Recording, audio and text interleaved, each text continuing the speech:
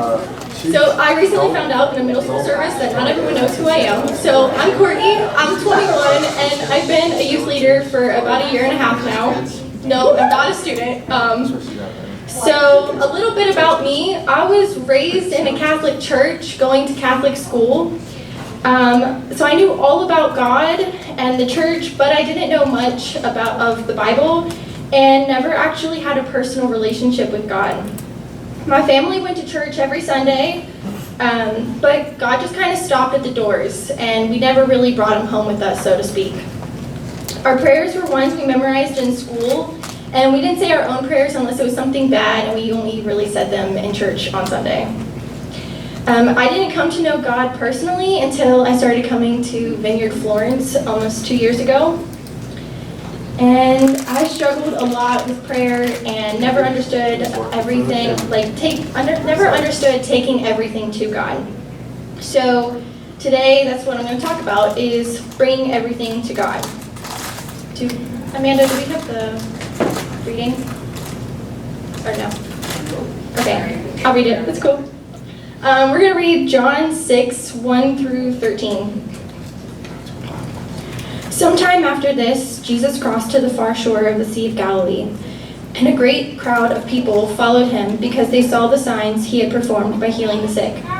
Then Jesus went up on a mountainside and sat down with his disciples. The Jewish Passover festival was near. When Jesus looked up and saw a great crowd of people coming toward him, he said to Philip, "Where shall we buy bread for these people to eat?" He asked this only to test him, for he already had in mind what he was going to do. Philip answered him, "It would take more than half a year's wages to buy enough bread for each one to have a bite." Another of his disciples, Andrew, Simon Peter's brother, spoke up, "Here's a boy with 5 small barley loaves and 2 small fish, but how far will they go among so many?" Jesus said, "Have the people sit down." There was plenty of grass in that place, and they sat down. About 5,000 men were there. Jesus then took the loaves, gave thanks, and distributed to those who were seated as much as they wanted. He did the same with the fish. When they had all had enough to eat, he said to his disciples, "Gather the pieces that are left over, let nothing be wasted." So they gathered them and filled 12 baskets with the pieces of the 5 barley loaves left over by those who had eaten.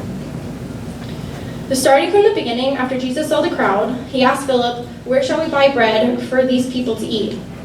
Philip immediately started trying to figure out how much it would cost and doubting it was even possible. In that question, Jesus was trying to show him that financial resources are not the most important ones. The question Jesus was really asking there was, "Do you trust me to provide?" He was also showing us that God will not put us in a situation that we don't have the ability to get through without him. In every situation, if we trust God, he will provide everything we need. It may not be everything we want in that situation, but it will be everything we need. Philip, with his limited human perspective, automatically assumed what was possible in this situation. We can do that too.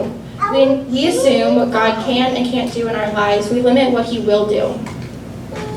Is there something in your life that feels insignificant compared to others? Something that makes you feel like, what is God going to do with this? And therefore you don't take it to him. When I first started here, I didn't know how to pray. I'm still working on it, but now I know that every little thing I say, God hears. I've learned how to say prayers that are heartfelt and true instead of prayers that are pre-written for me. It felt really insignificant at the time to just change how I was praying, but the small change of saying someone else's prayers to saying my own is what really jump-started my relationship with God. Andrew brought Jesus this boy who was offering all that he had. The boy had 5 small barley loaves and 2 small fish. Back then, barley was a third of the price of wheat loaves. It was thought that barley was only fit for animals, and that only poor people really ate it. Andrew questioned how this little could possibly feed all 5,000 plus people.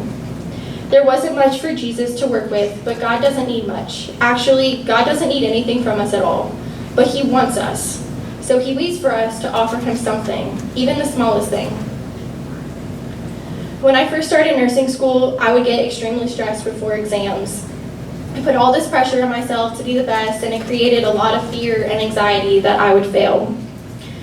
During those times, I would stop making time for God so I could study more. I thought, what is God going to do with my stress? I only wanted God to see the perfect side of me. But I decided I would try taking it to God once and see what would happen. For my next exam, I studied less and prayed more. And all the self-made pressure, the fear, and the anxiety were lifted off me. I did better on my exam than I had in the past. I pray before every exam now, and I've not felt anxious about another one since. Yay! Praise God. In this situation, there were the disciples who were confused and this young boy. With our human and earthly perspective, we know that there was obviously not enough food to feed 5,000 people. But the boy still brought and offered what little he had. Jesus took what little bit the boy brought and multiplied it by thousands with plenty left over. The same goes for us. If we take nothing to God, He will have nothing to work with. But if we take even the littlest thing that means nothing, God will take it and multiply it and turn it into something great.